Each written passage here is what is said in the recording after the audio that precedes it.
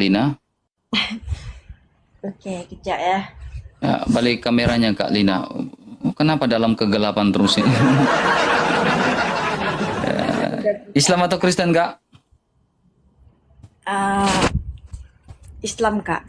Oke, silakan. Kayak perempuan kemarin udah masuk Kristen Kak? Ya, iya, ada beberapa perempuan kemarin baru juga udah masuk Kristen. Siapa tahu Kakak Lina orang selanjutnya.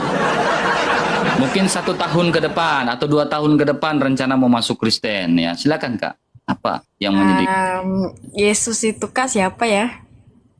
Yesus? Yesus adalah Tuhan, Juru Selamat, Mesias saya yang hidup. Tuhan itu gelar kepemilikan, ya, kepemilikan, Oke, Kak. bukan nama. Oke, Tuhan itu oke. bukan nama, tapi gelar. Silakan. Oke, Yesus tuh dia lahir di rahim Maryam lah gitu. Ya, Alkitab mencatat dan tradisi gereja mencatat ya, Roh Kudus ya ketika itu Maryam mengandung dari Roh Kudus. Ya, Maria mengandung dari Roh Kudus. Ya, Oke. dari Roh Kudus. Bukan berarti Allah punya istri lalu istrinya adalah Maria, lalu bukan seperti itu juga, Pak. Lalu ada hubungan intim, bukan begitu. Coba buang, banyak orang yang berpikir jahiliyah seperti itu. Oke. Seperti itu. Oke. Kita tidak bergaduh dekat sini ya. Yang Tuhan itu yang dorang sebutkan Allah tuh apa kamu rasa itu benar? Oke. Jadi gini. Jadi kalau berbicara tentang Allah, Hmm. ya Allah, ya, ya. Allah yang seperti apa? Alkitab mencatat dalam kitab Ezra, Allah di atas segala Allah. Oke. Ya. Jadi Allah di atas segala Allah artinya Allah yang nyata, ya. Tetapi ada Allah yang tidak nyata.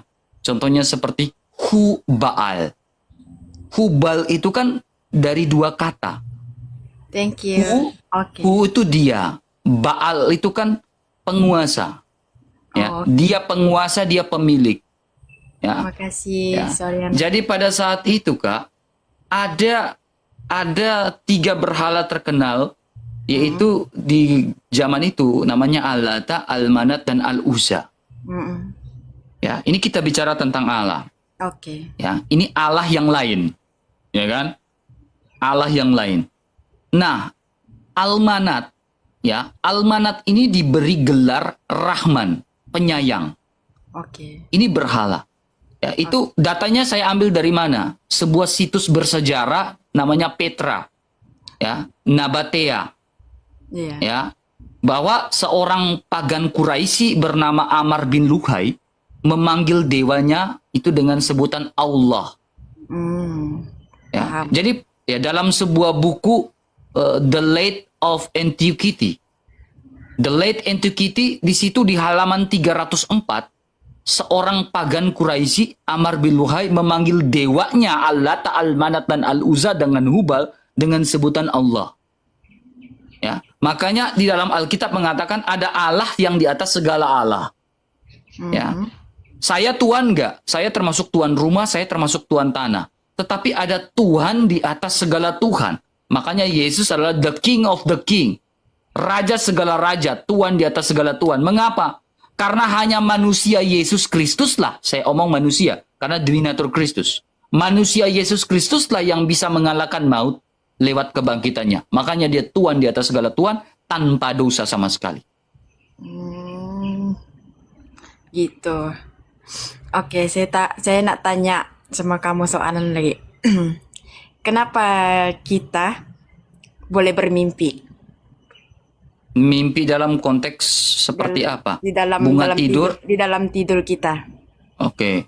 Di dalam kitab Pengkhotbah Alkitab, Raja Salomo, kalian kenal dengan Sulaiman, ya, kitabnya Sulaiman. Sulaiman menuliskan atau Salomo menuliskan mimpi itu bunga tidur manusia. Karena aktivitas manusia yang terlalu banyak.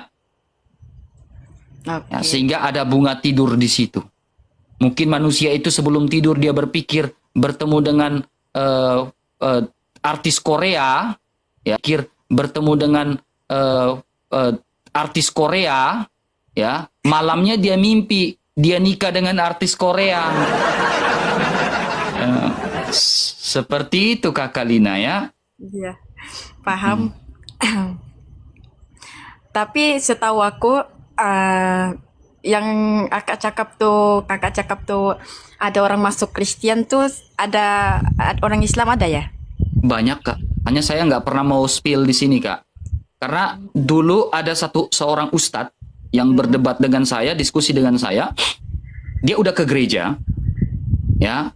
Tetapi kesalahan saya adalah dia spill mukanya. Akhirnya dia didatangin di rumahnya dan ada pengancaman di situ. Dan pada akhirnya dia berubah pikiran dan tidak masuk ke Kristen lagi karena ada yang datang ke rumahnya. Ya. Jadi saya tidak mau spill lagi. Tapi kalau mau dibilang banyak yang masuk Katolik, banyak.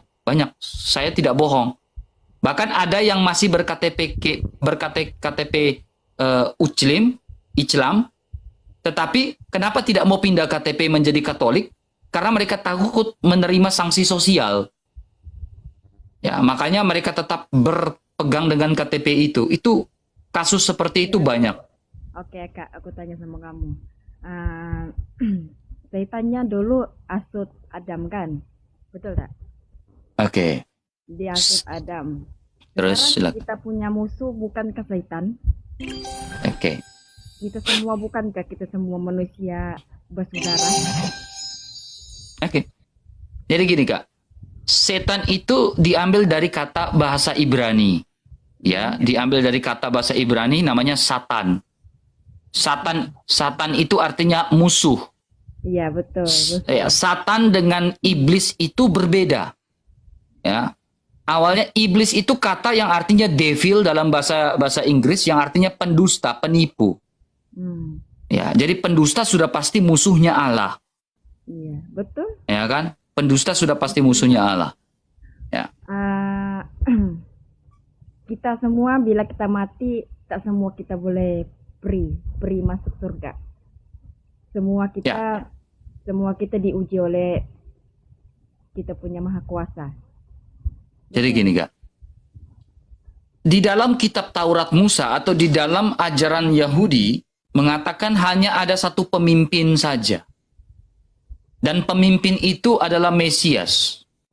Mesias itulah yang dijanjikan agar manusia itu memperoleh keselamatan dan memperoleh hidup yang kekal.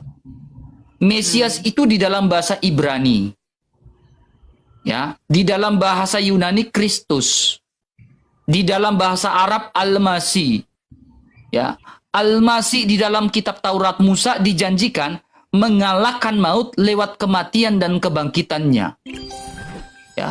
Tetapi kalau ada Al-Masih yang tidak mengalahkan maut lewat kematian dan kebangkitannya, itu bukan Al-Masih yang dijanjikan dalam Tauratnya Nabi Musa.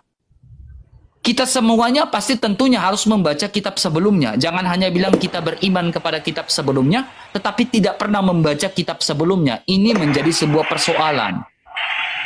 Ya. Ketika manusia pertama jatuh ke dalam dosa, manusia mengalami kematian, Kak. Iya. Ya. Kematian itu menyebabkan ada 3 poin. Ya, dalam bahasa Ibrani namanya tamut. Di dalam bahasa Arab namanya tamutuha. Makasih. Tamutuha. Ya. Tamutuha ini ada 3 segi, Kak. Segi yang pertama adalah kematian secara jasmani. Iya. Segi yang kedua ada kematian secara sosial. Segi yang ketiga ada kematian kekal.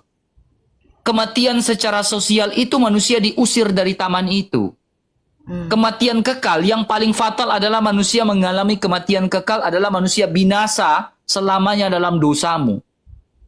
Ya, dosa adalah pelanggaran hukum Allah. Ya. Oleh karena dosa membatasi manusia untuk bersama-sama dengan Allah karena pribadi Allah itu yang maha kudus. Gitu. Pribadi Allah kudus. Sehingga pada saat itu manusia dengan keputusasaannya berusaha mengembalikan kemuliaan yang Allah berikan itu lewat amal ibadah yang mereka lakukan. Tetapi amal ibadah yang manusia Adam dan lakukan pada saat itu bukanlah menjadi sebuah solusi di hadapan Allah. Tetapi solusi di hadapan Allah yang Allah janjikan itu adalah Mesias Al-Masih, yaitu Isa Al-Masih, Yesus Kristus Ya. yang menyelamatkan manusia dari dosa. Sekarang saya tanya Kak, ketika kakak di surga, kalau sudah di surga, manusia bisa mati atau tidak? Tidak. Tidak, ya. Saya pegang kakak ya. Manusia sudah kalau di surga tidak bisa mati. Pertanyaannya, Adam diciptakan di surga atau di bumi? Surga. Di surga. Kenapa Adam bisa mati kalau dia sudah di surga? Sebab dosa dorang? Ya, sebab dosa. Iya. Akhirnya terjadi pemisahan Mm. dengan Itu, Allah. dia turun dekat bumi. Ya, ya, itu terlalu panjang Kak. Karena dalam buku ini Ibnu Katsir, saya punya buku ini Kak. Saya udah baca. Ini buku Islam. Iya, buku Ya. Islam. Di sini mengatakan Adam itu jatuh di India Kak. Mm. Pendaratannya di India, Hawa di Jeddah. Tetapi pandangan-pandangannya itu berbeda-beda Kak. Kenapa saya bilang pandangannya berbeda-beda? Kita mau ikut pandangan yang mana Kak? Nih, saya tunjukkan datanya Kak ya. Biar Kakak lihat baik-baik. Ini Ibnu Katsir. Ya, tempat pendaratan Nabi Adam. Ya. Ibnu Abi Hatim, poin pertama. The first. Ibnu Abi Hatim meriwayatkan dari Abu Zurah, dari Utsman bin Syaibah, dari Jarir, dari Atta, dari Syaid, dari Ibnu Abbas, ia berkata, Nabi Adam mendarat di sebuah tempat yang namanya Dahna, yang terletak antara kota Mekah dan Taif. Ini dari Ibnu Abi Hatim. Tetapi ada pandangan yang berbeda. Poin kedua, pandangan dari Hasan, riwayat Hasan menyebutkan Nabi Adam mendarat di India. Lalu Hawa di Jeddah, iblis pun jatuh di Dasti Maisan, beberapa mil kota dari Basra, sedangkan ular di Asfahan. Diriwayatkan juga. Kemudian ada riwayat yang ketiga. Riwayat yang ketiga ini dari ada Asudi mengatakan Adam di wilayah India. Asudi sepakat dengan Ibnu Abi Hatim. Tetapi Hasan ini berbeda. Asudi sepakat dengan riwayat Hasan. Riwayat Asudi India. Oke. Tapi ini berbeda. Ibnu Abi Hatim berbeda. Ya. Jadi ini berbicara dua hal yang berbeda Kak, ya, yang tidak bisa kita tidak bisa pastikan. Tetapi gini Kak, menurut pandangan Alkitab, ya, Adam itu tidak diciptakan di surga. Adam itu ditempatkan di suatu tempat yang namanya Taman Eden. Dan Taman Eden itu di dunia, di bumi. Tetapi taman itu, ya, menurut pakar-pakar teologis dan lain-lain, taman itu dijaga oleh dua malaikat. Selepas Adam itu jatuh dalam dosa dan taman itu sudah tidak terlihat lagi sampai sekarang. Tetapi Alkitab mencatat bahwa taman itu di dunia. Ya, dari mana kita tahu bahwa taman yang ditempati oleh Adam dan Hawa itu di dunia? Saya bisa tunjukkan datanya. Nah, ini kitab Taurat Musa. Kitab Taurat Musa di dalam kitab Kejadian, ya, pasal yang Anda tidak percaya tidak apa-apa, tetapi ini Taurat Musa. Ya, bahwa di Adam itu ada tanah Kus, ada sungai Tigris, ada sungai Efrat. Nah, ini kalau kita cek secara peta, sungai-sungai ini ada di dunia. Sungai ini tidak di surga, sungai ini ada di dunia. Sungai Tigris, sungai Kus, sungai Gihon. Itu di dunia, Kak. Bukan di surga. Begitu, Kak. Oh, oke, paham. Kejap Kak. Sekarang kebenaran itu Kak siapa yang sebenarnya Kak? Islam kah ataupun Kristen? Ya. Pengikut Kristus ya, Alkitab mencatat dalam Yohanes 14 ayat 6. Yesus mengatakan, akulah jalan dan kebenaran dan kehidupan. Oh, begitu ya Kak. Ya, kalau bicara, ya, tetapi banyak orang yang masih meminta jalan lurus. Tetapi Yesus sudah omong 700 tahun sebelumnya, ya, sebelum kedatangan agama-agama lain, 700 tahun sebelumnya itu Yesus sudah ngomong bahwa akulah, bahwa akulah jalan, akulah kebenaran dan kehidupan. Ya, Tetapi 700 tahun setelah itu masih ada yang tidak masih ada yang merasa bahwa saya belum menemukan jalan lurus, sehingga setiap hari dia berdoa minta jalan lurus. Oke, tahu Kak. Aku tanya Kakak, di Al-Quran tuh sebenarnya siapa yang turunkan? Saya tidak tahu Al-Quran siapa yang turunkan, tetapi saya akan Siapa yang membaca. menulis itu semua? Oke. Saya tidak tahu siapa yang tulis. Misalkan kitab Al-Baqarah, saya tidak tahu siapa yang tulis. Kitab Sapi Betina, kitab ini saya tidak tahu siapa yang tulis. Tetapi ya, kalau Alkitab, Injil Matius, Markus, Lukas, dan Yohanes, para rasul yang tulis. Ya, tetapi saya lihat nih Kak, ya. Ini sebuah sirah lagi, sirah Nabawiyah Al-Mubarakfuri. Tahu, tapi Kakak bila tengok Al-Quran, nampak tak macam rasa macam tersentuh di hati, atau macam ini apa siapa sebenarnya yang menulis nih sebenarnya? Coba Kakak boleh pikir. Saya sudah membaca Al-Quran, tetapi saya tidak pernah merasakan sesuatu yang greget. Tetapi ketika saya membaca Alkitab, saya membaca ada rasa kedamaian. Saya ada rasa sebab damai. Kakak rasa kedamaian sebab itu bangsa Kakak. Tahu tak bangsa Oke. itu tulisan macam kita bila kita di dunia kan, itu adalah ciptaan pada manusia, ABCD. Jam tuh, itu rasa Kakak macam rasa tenang. Oke. Oke, Betul, sekarang Kak, gini Kak. Kakak merasakan kedamaian, tetapi kakak memahami nggak isi Al-Quran itu? Kalau kita rasa tidak paham, memang kita tidak paham. Nih, Kak, ya. Tapi bila kita berilmu, kita paham. Nih Kak, ini surah Az-Zukhruf ayat yang ketiga. Ya. Iya, orang tahu.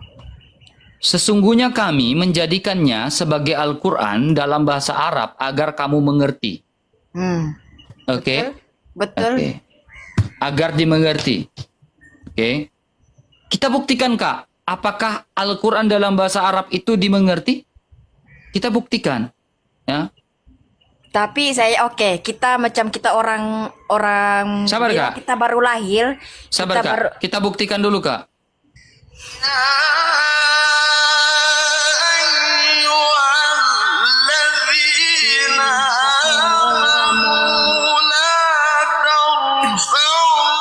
Artinya apa Kak? memang kita tidak paham apa-apa. Nah ini, apakah ada damai kalau tidak mengerti artinya? Tapi kita rasa kita tenang sama apa yang Iya gini Kak, tulisan. kalau kita Tuhan. tidak memahami artinya, bagaimana kita merasa ada kedamaian? Wahai orang-orang beriman, nah betul lah Ya ini itu. kan wahai orang-orang beriman, ya kan? Betul lah. Allah orang-orang menurunkan wahai Al-Quran orang dalam bahasa Arab agar dimengerti. Sementara kakak tidak mengerti tetapi tiba-tiba rasa damai. kita Makanya Cinta Laura mengatakan begini Kak. Ya, lebih baik kamu mempelajari bahasa Arab agar kamu mudah mengerti apa yang ditulis di dalam kitab itu.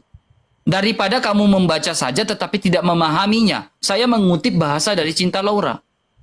Contohnya seperti kakak, tiba-tiba rasa damai. Ya, tetapi tidak memahami isi bacaan. Bagaimana tiba-tiba rasa damai? Kalau saya memahami isi bacaan karena Alkitab itu diterjemahkan ke segala bahasa agar dimengerti oleh manusia, oleh makhluk-makhluk yang ada di dunia. Ada nggak rasa damai? Nah ini bicara tentang literasi. Membaca dan memahami isi bacaan. Orang membaca tetapi tidak memahami isi bacaan, tiba-tiba dia bilang ada rasa damai.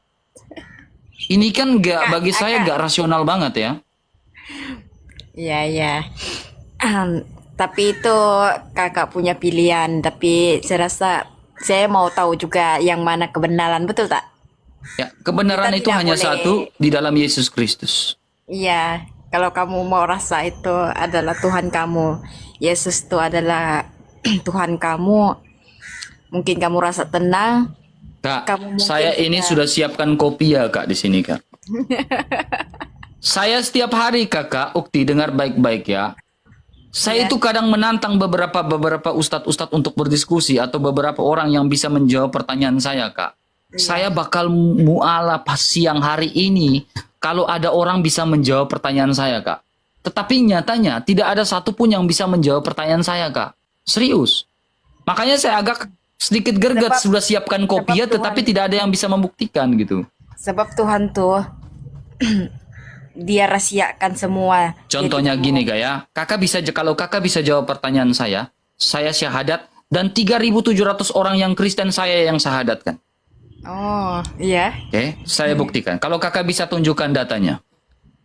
Di dalam surat Al-A'raf ayat 157, ya 157, orang-orang yang mengikuti Rasul Muhammad, Nabi yang umi tidak pandai baca tulis, yang namanya Nabi Muhammad ini, mereka temukan tertulis di dalam kitab Taurat dan kitab Injil. Nah, pertanyaan saya, Taurat mana yang menuliskan nama Nabi Muhammad, Injil mana yang menuliskan nama Nabi Muhammad? Taurat itu ada 5, Kak. Kalau kita lihat ya, kitab dasarnya orang Yahudi. Yaitu kitab Kejadian, Keluaran, Imamat, Bilangan, Ulangan. Di antara kelima kitab ini, mana yang menuliskan nama Nabi Muhammad sehingga benar informasi di dalam surat Al-A'raf 157 bisa dipertanggungjawabkan dan bisa diverifikasi. Kalau ada, saya sudah pakai kopiah, saya mu'alaf, saya syahadat siang hari ini. Ya, serius. Kalau ada saya syahadat, satu pun tidak bisa menjawab pertanyaan saya. Paham. Tetapi kalau bilang, apakah Yesus, nubuatan tentang Yesus Kristus ada dalam kitabnya Nabi Musa? Saya bisa tunjukkan. Hampir 500 lebih ayat atau itu berbicara tentang Yesus Kristus yang akan datang. Saya bisa tunjukkan data-data itu. Tapi awak ganteng juga kalau awak masuk Masya Islam. Allah. Masya Allah. Masya Allah. Jangan gitu, Ukti. Jangan gitu lah, Ukti. Ya, kita ini kan namanya diskusi. Ya, saya udah nggak mau, jangan jadi malu saya ini, Ukti. Saya jadi salah tingkah ini, Ukti udah muji-muji saya gini, Ukti. Atau Ukti yang mau jadi saya poligamikan. Apa tuh? Ukti mau saya poligami kan? Aku sudah terpandang sama kamu nih, sudah. Tidak akan, Ukti, karena hidup di dalam Yesus itu sudah membuat saya merasa damai yang tidak bisa dibayarkan oleh siapapun. Tidak ada satu manusia yang memisahkan saya dari Yesus Kristus, itu tidak akan bisa. Oke. Yesus sendiri mengatakan, dan engkau Petrus, rasulnya, di atas batu karang ini aku mendirikan jemaatku, gerejaku, dan alam maut tidak akan menguasainya. Ya, maut tidak akan berkuasa akan tubuh saya, karena saya termasuk persekutuan, bagian di dalam persekutuan orang-orang percaya yang percaya Yesus Kristus. Jadi maut tidak bisa kuasai saya. Bahkan Ukti sekalipun, Ukti tahu nggak, yang DM saya ini perempuan-perempuan ini banyak. Bang Iya. RK, mau dong poligamiin saya? Iya. RK, mau dong aku dengan Bang RK seperti ini, jadiin aku dong Bang RK pacaran yuk, aku rela masuk Kristen. Banyak, Ukti. Tapi saya bukan seperti itu.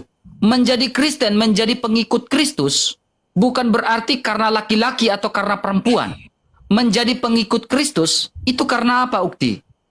Karena betul-betul saya ingin mengikut dia. Karena apa? Yesus Kristus mengajarkan saya standar moral yang sangat tinggi. Dibandingkan semua ajaran itu. Kalau ajaran lain mengajarkan kasihilah sesamamu manusia, Yesus Kristus mengajarkan standar di atas itu. Kasihilah musuhmu. Berdoalah bagi mereka yang menganiaya kamu. Itu standar di atas melebihi segala pun. Kalau umat agama lain mengajarkan puasa untuk memenangkan, mengoyakkan nafsunya, hawa nafsunya, tetapi di dalam gereja Katolik, kekristenan mengajarkan kita berpuasa bagi mereka yang menganiaya kita, yang membenci kita. Jadi kekristenan mengajarkan di atas itu. Yesus mengajarkan standar yang lebih di atas itu. Itulah alasan kenapa saya tetap bertahan, ya, stand on the Bible, stand on the Christus, stand on the church, gereja. Saya tidak akan keluar dari gereja karena Kristus dan gereja mengajarkan standar melebihi ajaran moral manapun yang ada di dunia ini. Iya. Kecuali Ukti mau masuk Katolik. Nah, itu mungkin boleh. Tapi bagaimana pula kakak kalau kakak dapat perempuan itu cinta kakak tapi dia Muslim, kakak ada masukkan Islam atau tidak? Atau kakak Tidak akan. tapi kakak mencintai dia? Saya lebih mencintai Yesus daripada mencintai perempuan. Kakak, perempuan saya bisa, nah ke sana kau. Gak peduli saya. Tetapi saya lebih mencintai Yesus. Karena apa? Yesus mengatakan dalam Yohanes pasal 8 ayat 24. Ya, jikalau kamu tidak percaya, tidak yakin bahwa akulah dia, kau akan binasa. Kau akan celaka selamanya di dalam dosamu. Ya, walaupun perempuan cinta saya, tapi gini Kak.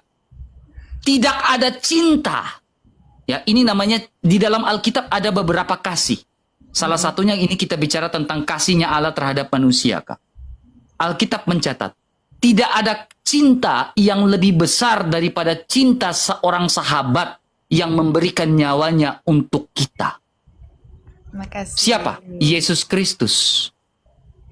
Cintanya Yesus Kristus itu cinta dia kepada sahabat. Tidak ada cinta yang lebih besar daripada itu. Makanya ketika kita mau menikah, ya, di dalam gereja, kita ditanya, hai laki-laki, hai RK, apakah kamu ingin setia dengan pasanganmu, baik susah maupun senang, baik untung maupun malang? Ya, saya bersedia. Apakah kamu ingin, ditanya lagi, apakah kamu ingin sehidup semati dengan dia, sama seperti Kristus mengasihi istrimu, sama seperti Kristus yang telah mengasihi jemaat? Ya, saya bersedia. Baik susah maupun senang, untung maupun malang. Gak ada poligami-poligami. Kemudian, hai wanita, apakah kamu bersedia mengasihi, mematuhi suamimu, baik susah maupun senang, baik untung maupun malang, sampai maut memisahkan? Ya, saya bersedia. Nah, ini janji kita di hadapan Allah. Makasih. Ya. Kenapa saya bisa setia dengan pasangan saya? Karena apa? Kristus sudah terlebih dahulu mengajarkan saya arti setia dan arti cinta yang sesungguhnya. Kalau Kristus tidak mengajarkan arti cinta dan arti kasih sesungguhnya terhadap saya tidak mungkin mengerti pasangan saya. Dialah sosok. Karena tidak ada cinta yang lebih besar daripada cinta seorang sahabat yang memberikan nyawanya. Itulah cinta sejati. Pengorbanan. Berbeda cintanya Adam dengan Hawa. Oke, aku paham, sudah paham. Cintanya Adam dengan Hawa itu berbeda. Kenapa? Nih, ketika Adam lagi tidur, tiba-tiba Hawa ini jalan-jalan, perempuan ini jalan-jalan. Ya kan? Lalu tiba-tiba perempuan itu dapat rayu dari ular. Makan aku dong, makan buah itu. Nanti kau seperti Allah gini. Dia makan buah itu. Tapi ketika Tuhan datang, Tuhan bilang siapa? Mereka dua baku tuduh di taman itu. Dia yang suruh saya makan buah itu. Nah, dia ini. Jadi cintanya Adam dan Hawa itu saling tuduh-menuduh. Tetapi cintanya Kristus, cintanya Yesus, itu berbeda dengan cintanya Adam dan Hawa. Makanya Yesus Kristus mengajarkan standar yang sangat tinggi tentang cinta. Maka dari itu, kamu lihat orang-orang Kristen yang betul-betul mengamalkan hidupnya karena cintanya terhadap Tuhan. Kejap. Saya turun juga. Nanti sekejap lagi saya bagi dia soalan lagi. Oke, oke Kak. Kakak sudah bagi jawaban lah. Aku. Yang dulu. Oke. Dulu Saitan tuh kan. Silakan. Dulu Saitan tuh kan. Dia bukan alim kah? Masa tuh? Setan, gini Kak. Setan tuh terbuatan daripada pertama daripada manusia kan? Gini Kak. Setan itu ya awalnya itu Allah menciptakan dua makhluk. Iya, betul. Makhluk yang ditempatkan di bumi yaitu manusia Adam dan Hawa, dan makhluk yang ditempatkan di atas yang namanya malaikat. Ya. Iya, malaikat. Jadi Alkitab mencatat ada nama-nama malaikat yang terkenal. Contohnya Lucifer. Lucifer itu bukan ini, itu sebuah nama. Lucy itu artinya terang, cahaya. Ya. Malaikat Mikael, bala tentara surga. Malaikat Gabriel, pembawa pesan, dan masih banyak. Masih banyak lagi. Ya, tetapi kita bicara tentang Lucifer. Ya, Lucifer ini adalah malaikat yang betul-betul melayani Allah ya. Tetapi karena Allah menciptakan dua makhluk ini, yaitu manusia dan malaikat, memiliki akal budi, memiliki kehendak bebas, free will, memiliki yang namanya hati nurani. Nah, malaikat ini memakai ya free will-nya, kehendak bebasnya untuk membangkang terhadap Allah. Dia ingin seperti Allah. Tercatat dalam kitab Yesaya.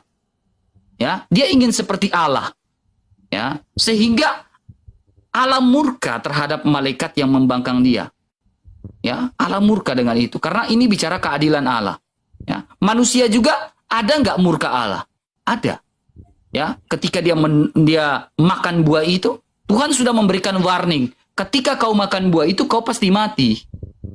Tetapi manusia ngeyel, manusia ngotot. Dia makan buah itu, betul dia mati. Mati dalam kehidupan kekal, mati secara sosial, mati secara jasmani yang kita bicarakan di awal.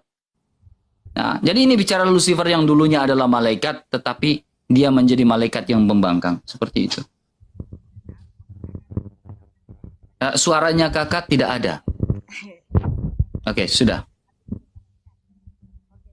Suaranya ada nggak kak? Nggak ada suaranya.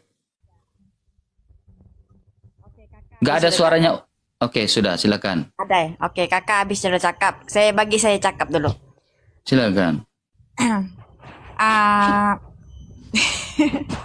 Oke ya. Adam tuh sama Hawa tuh masa tuh dorong di surga bermain, betul. Waktu itu bermain ada seorang sebelum dibagi si Adam tuh diciptakan oleh Tuhan. Itu si yang Satan tuh dia masuk di dalam tubuh Adam. Waktu itu dia tanya sama Allah. Dia bilang, siapa makhluk nih kamu ciptakan? Waktu itu dia sudah masuk di dalam, tapi roh tuh tak ada lagi di dalam badan manusia tuh. Manusia adalah Adam. Waktu itu dia tanyalah, maksud tuh aku yang maha tahu, dia cakap. Waktu itu tak perlu dia tahu lah, macam tu lah dia cakap. Waktu itu dia keluar balik lah. Waktu itu ialah iblis tuh adalah alim.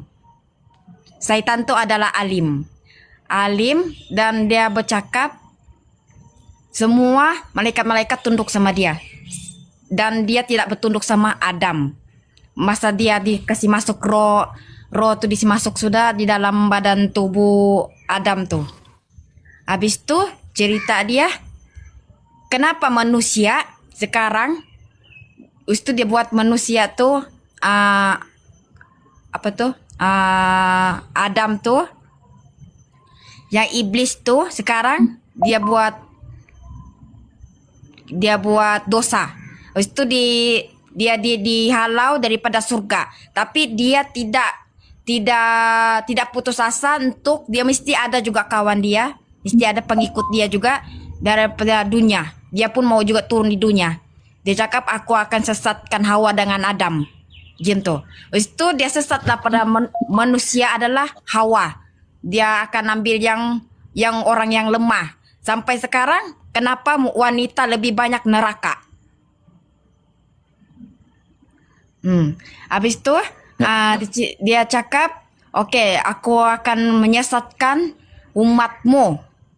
Aku akan menyesatkan sampai di dunia, dia cakap macam tu. Habis kita manusia sekarang sudah tidak sedar. Yang syaitan tu tidak ada di keliling kita. Dan kita pun rasa kita adalah alim. Macam tu. Macam kita rasa syaitan juga. Oke. Seperti itu, Kak?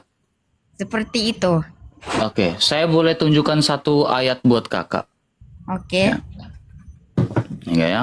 Ini Al-Quran enggak ya? Bukan Al-Quran ya. Ini tetapi isinya sama ya. Surat Al-Isra ayat 63. Ya kan? Di dalam surat Al-Isra ayat 63 sampai 64 dia bilang apa nih, Kak? Dia Allah berfirman, pergilah siapa saja antara mereka yang mengikuti kamu, sesungguhnya neraka jahanamlah balasanmu sebagai balasan yang sempurna. Lalu ayat 64-nya dia bilang apa, Kak? Percayakanlah wahai iblis, siapa saja di antara mereka yang engkau sanggup dengan ajakanmu. Nah ini perkataan siapa? Perdayakanlah. Ini perintah siapa nih? Siapa yang perintah? Siapa yang memerintah iblis untuk memperdaya manusia? perdayakanlah siapa saja yang mereka engkau sanggup mengikuti, sanggup dengan ajakanmu, iblis. Lalu di sini siapa yang memerintah nih?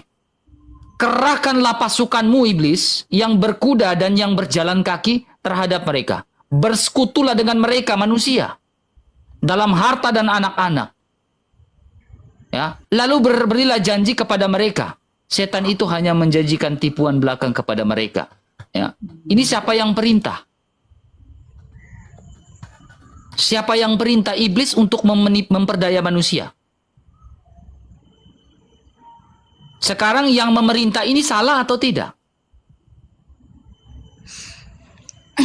Jadi kalau manusia masuk neraka, ya, salah siapa? Salah iblis atau salah yang menyuruh untuk memperdaya ini? Sebab iblis tuh tak boleh nampak. Kita kan diuji oleh Tuhan. Jadi kita boleh merasai semua. Kita harus elakkan apa yang ajar kebenaran. Bukti, lihat lagi ini. Ini surah An-Nahl ayat 93. Ya, dia bilang apa? Seandainya Allah berkehendak, niscaya Dia, Allah, menjadikanmu satu umat saja. Akan tetapi Dia, Allah, menyesatkan siapa yang hendak Dia kehendaki. Jadi ketika kalau manusia tersesat dan masuk neraka, apakah ini pertanyaan, apakah salah yang menyesatkan?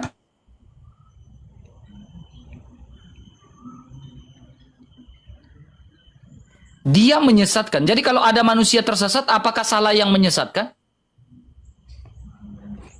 Ya. Tetapi ini kita melihat dalam sebuah ajaran gereja atau ajaran dalam Alkitab mengatakan, damai sejahtera kuberikan bagimu. Yes, Alkitab mengatakan rancangan, ya, plan yang kuberikan kepadamu bukanlah rancangan kecelakaan, tetapi rancangan damai sejahtera. Tuhan tidak memberikan rancangan kecelakaan kepada manusia. Bahkan Tuhan di dalam Alkitab tidak pernah menceritakan rancangan untuk memberikan manusia itu menjadi tersesat. Tidak pernah. Kalau ada Tuhan di dalam kekristenan, di dalam Alkitab mencelakai saya atau memberikan saya tersesat, saya tidak mungkin beriman kepada Kristen. Saya akan menyalahkan dia. Karena dia yang membuat saya tersesat. Saya nggak mau. Kalau di dalam Alkitab seperti itu, saya tidak mau. Tapi Alkitab mengatakan damai kuberikan bagimu, damai sejahtera kutinggalkan bagimu. Rancangan yang kuberikan kepadamu adalah rancangan yang damai sejahtera, bukanlah rancangan kecelakaan. Oke. Aku udah percaya. Ya. Tapi awak ini rajin, tapi kamu nih rajin juga kamu kan? Rajin apa? Yalah, kalau awak belajar, awak memang menjadi imam. Tapi itulah awak. Kamu kenapa? Sehat?